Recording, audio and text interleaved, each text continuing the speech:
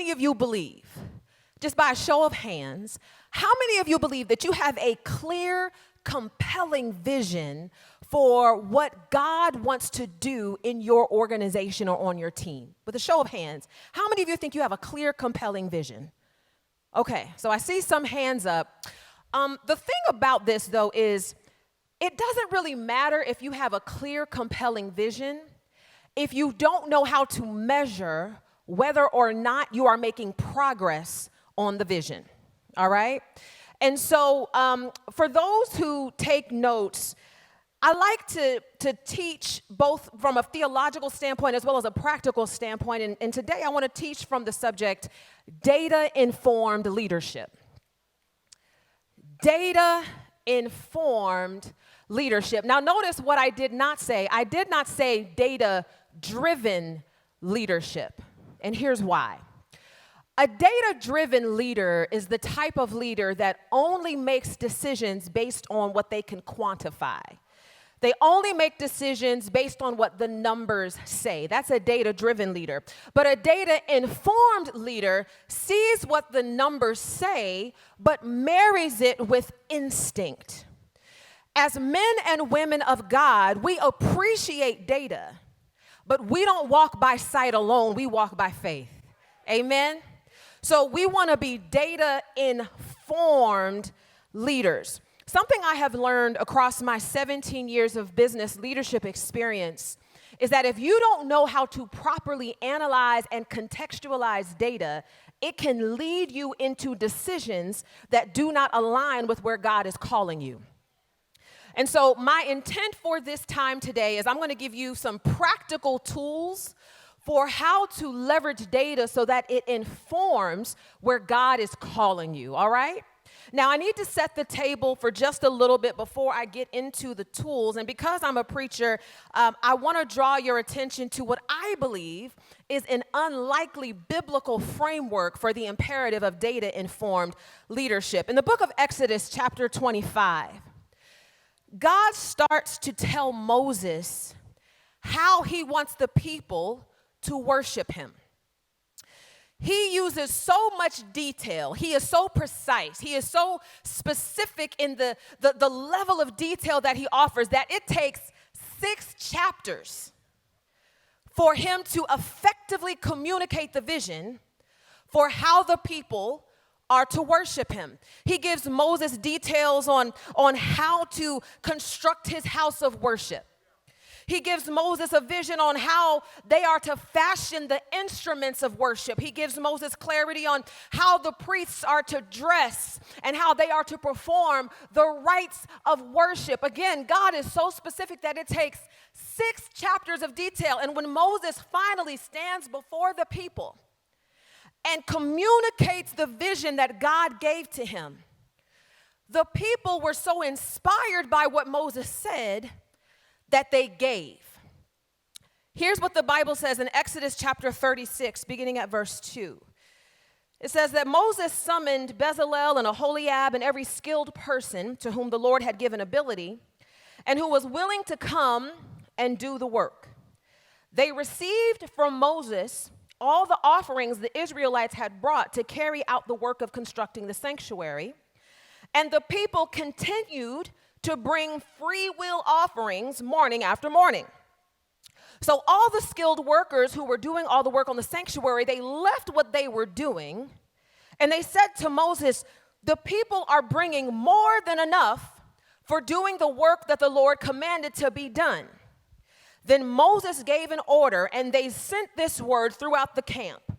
No man or woman is to make anything else as an offering for the sanctuary. And so the people were restrained from bringing more because what they already had was more than enough to do all the work. Anybody want to have that problem? Where you have to tell the people, no, stop giving. It's too much. It's too much. Well, when I read this text, 2 questions immediately spring forth for me. The first question is, why did they have more than enough? And the second question is, well, how did they even know they had more than enough? I believe that the answer to both of those questions is the same. The reason they had more than enough and the reason why they knew they had more than enough is because the vision was data informed. You see, a data-informed vision inspires people through its specificity. And let me give you an example. You see, God took 6 chapters to describe the elements of worship. And he uses 2 types of data in order to make the vision very clear. He uses quantitative data and qualitative data. What's the difference? Quantitative data is objectively gathered and it's numerically measured. Qualitative data is based on people's personal experience. So, for example, when God gives instructions on how to construct the tabernacle, he didn't just say, build it with some curtains.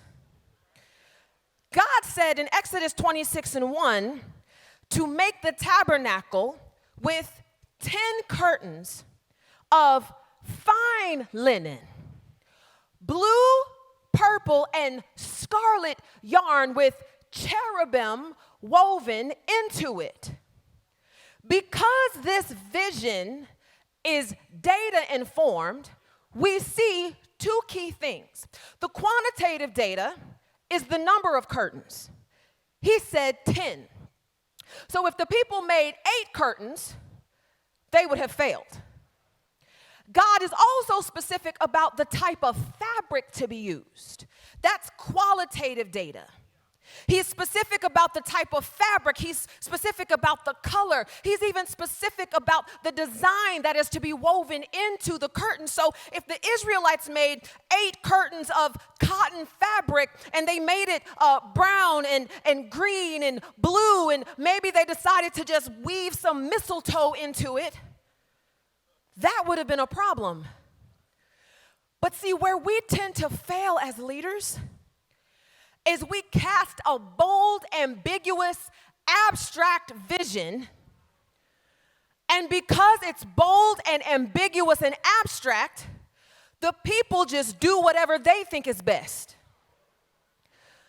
But because God was so specific, the people had no choice but to rise up to the specific vision.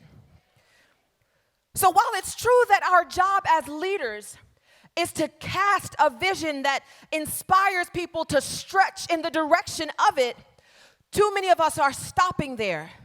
Not only are we to cast a bold vision that stretches people, but we are also to make it incredibly clear what success looks like.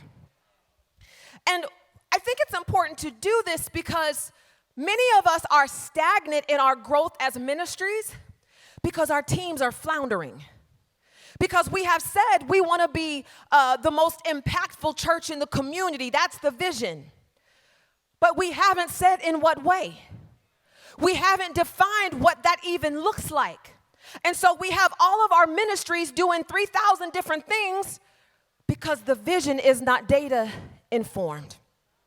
So I want to start to give you just some practical tools for how to do this. Whenever I step into a new leadership role, whenever I step into a new assignment, one of the first things that I do is I develop a learning agenda. Every leader should have a learning agenda. What is a learning agenda? A learning agenda helps you get a sense of the state of your team, the state of the organization, as well as the state of the competitive landscape in which you operate. Now, as churches, we don't like to think of ourselves as in competition because the truth is we are one body, and that is true. But I would offer to you that while we may not have competitors, we do have alternatives. So you have to realize that while you may think you are the best thing since sliced bread, somebody across town might have bread and peanut butter and jelly. And if somebody wants peanut butter and jelly, not just bread. They're going to choose that alternative. So as a leader, you have to have a learning agenda, and your learning agenda helps to inform the vision. Now, when I first stepped into my role as Chief Content and Partnerships Officer at YouVersion, my learning agenda consisted of about 20 questions. And I met with every single member of my team to ask these questions so that I could get a sense of what was happening inside of the organization and outside of the organization. I did not just meet with my direct reports. I met with my direct reports, their direct reports, and their direct reports. I went all through all layers of the organization because I wanted to understand what was happening. And here are just 5 questions that I asked. You can put those on the screen. One of the questions was, what are the biggest challenges that the team is facing or will face in the near future, and why are we facing them? I also asked, what matters to our stakeholders, and how are we even tracking our performance against that? I asked, what are some of the most promising, unexplored opportunities for impact, and if our team could solve just one problem to drive outsized impact, what would that be and why? And the last question I asked is, if you were me, what 3 things would you focus immediate attention on and why? A learning agenda is important because when you're setting a vision for your organization, you want to make sure that you have the proper context for the vision, what is actually happening on the ground. And so after meeting with my team, I did a couple of things. I synthesized all of their feedback to try to figure out, are there certain patterns of feedback that I'm seeing? Do multiple people on my team have the same perception? Do multiple people on my team see the same opportunity? Because what that does is that identifies a trend that I may need to pay attention to as a leader. I have noticed that many leaders are not meeting with your team. And if you do meet with your team, it's to tell them what to do instead of asking them about their perspective. You see, you have to think of leadership as a beach ball. If you've ever seen a beach ball, there are different strips of color of the beach ball. You might have green, blue, white, yellow, red. Well, you as a leader are only on one strip of that beach ball. So what that means is you only see what you see on your strip. The members of your team are on other strips of the beach ball, so they have other perspectives. This is how you begin to build a data-informed vision. Now, I want to caution you, pastors, because we love people, sometimes we will give undue weight to one person's opinion. I want to caution that. I have seen with my own eyes amazing programs get shut down because one person complained. You should always consider your N. What is an N? In a sample size, an N is the number of people who give feedback. Always consider your N so that you avoid giving outsized weight to minority issues. Do not allow one person to change the whole program. If you have a congregation of 100 people and 2 people complain about something, that's 2%. If you have a congregation of 100 people and 50 people complain, okay, that's 50%. You as a leader have to figure out what is the threshold of validity for feedback, all right? So now that I've set the table, y'all, I want to give you just a few quick, practical ways to implement a data-informed leadership framework. And I call this the 3D framework. You have to use data for 3 things: to define the problem, discuss the solutions, and decide the goals. And I'm going to show you how this looks practically because I want you to be able to take this back to your organizations and immediately start to implement it. All right, we use quantitative and qualitative data to define the problem. The thing is here, the problem that you name is the problem that you solve. But too many times we are naming the wrong problem. So when we solve that problem, we wonder why the real problem still persists. Everything that we do as a ministry should be supported by a clearly defined problem statement. In my work, there is nothing that my team does that doesn't have a clearly defined problem statement. What is a problem statement? A problem statement is a clear, concise statement that describes the problem that you intend to solve and its desired outcome. I don't care if it's a ministry, I don't care if it's a project, I don't care what it is. It needs to have a problem statement. What is the current state and what is the desired outcome? Our children's ministry exists to solve this problem.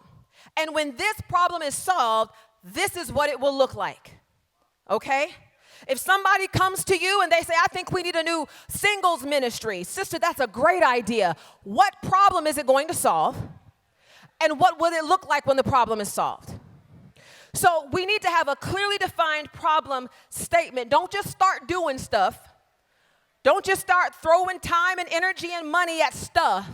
We need to clearly define the problem. Now, I'm going to use a typical experience that many churches have as a case study for what the 3D framework will look like. Now, let's just say that your church has an annual operating budget of $240,000. Now, let's say that you brought in $179,000 against expenses of $216,000. So you end the year at a deficit of $37,000. Now, looking at these numbers, you would probably say the problem is twofold. One, we didn't make budget.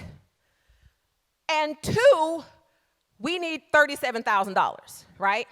How many of you would say that's the problem? We didn't make budget, we need $37,000. Well, that is true that that's a problem, but that's actually only a symptom of the problem. You see, I said we need a problem statement, but many of us are working from what I call a symptom statement. A symptom statement is simply the indicator that you have a problem. We have to discipline ourselves as leaders to not solve the symptom. This is what it means to be a data-informed leader. So the typical leader, nobody in this room, what they would do is they would see those numbers and they would say, you know what? In the new year, I'm teaching about tithing.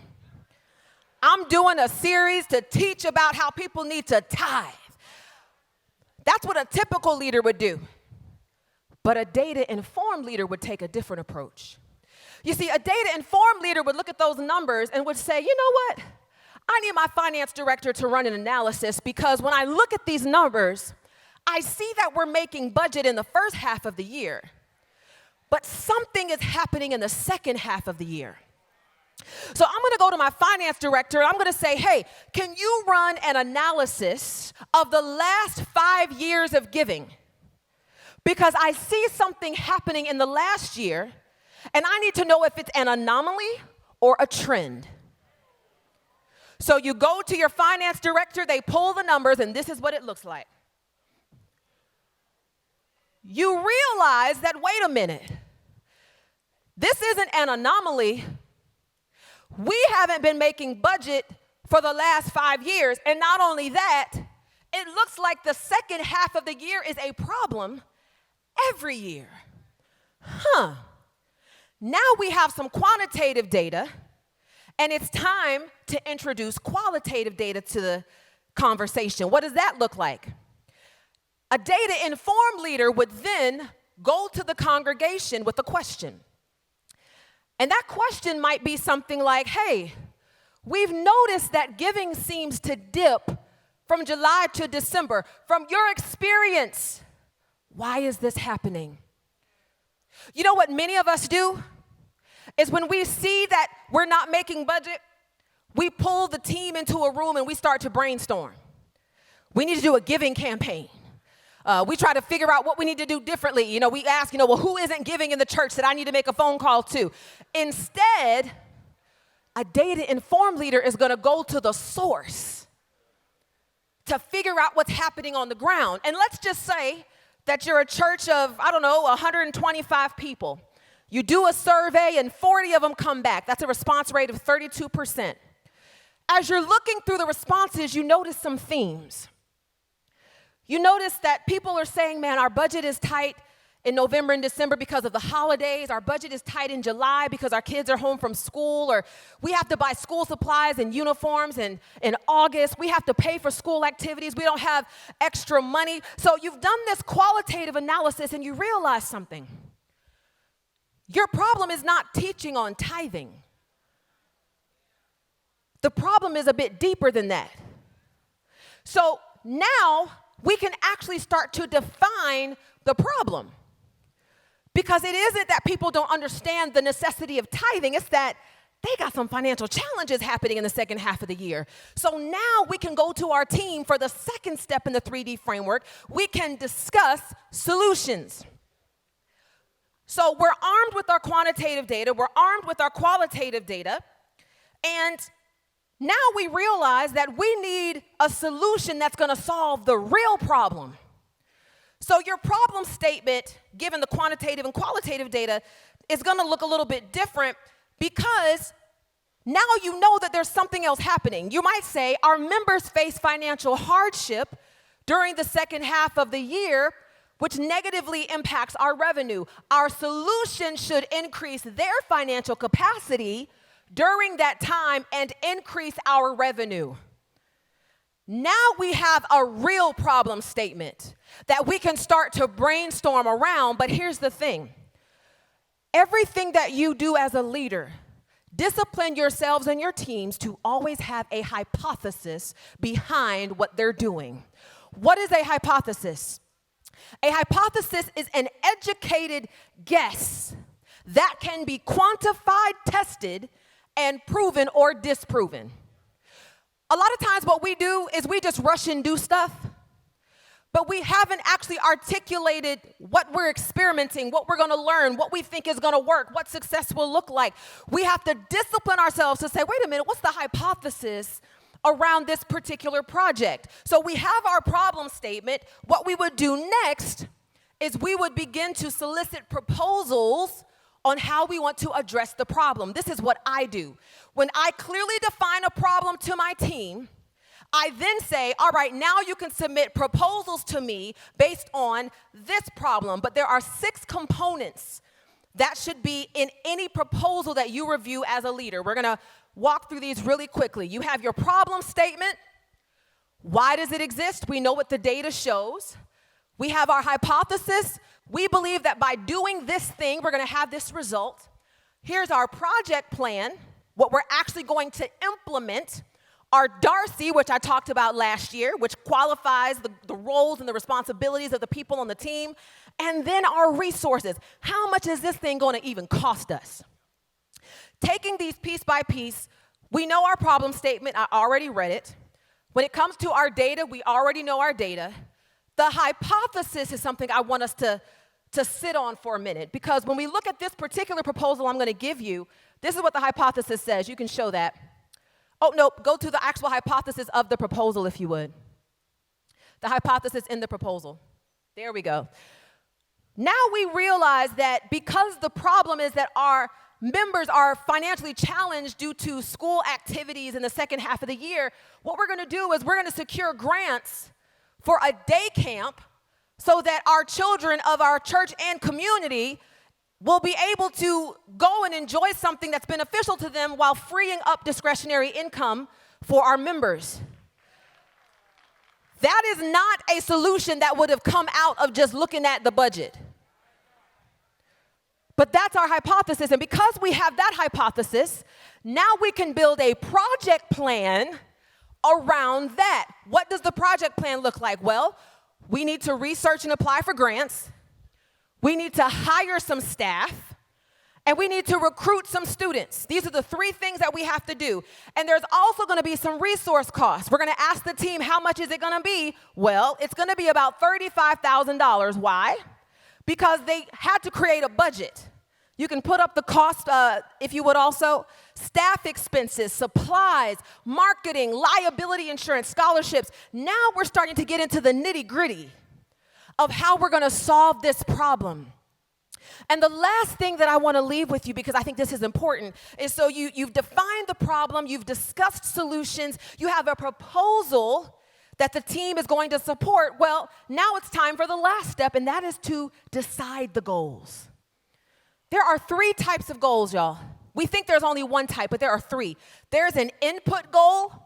Inputs are basically the number of resources that you allocate to something. There is an output goal, which is the number of actions that you take on something. And then there's an outcome goal. We should be anchoring on outcome goals because we want to actually change conditions. We don't want to just spend time and money on things as a goal. We want to change conditions. So now that we've actually thought about our proposal, here's what our goal dashboard could look like. We have 3 different types of goals: inputs, outputs, and outcomes. You can show that graphic. And this is where I'm going to land this plane. It's actually a chart. It's a chart graphic that shows the goals. There we go. So let's say summer camp project. 3 types of goals. You're going to research for grants. Well, you have to do that as an input. You're going to apply for the grants. You're going to actually secure funding. That's going to be an output. And for your outcome, your giving is going to be constant. Your giving is going to be constant, and the conditions of your children's academics is going to be good as well.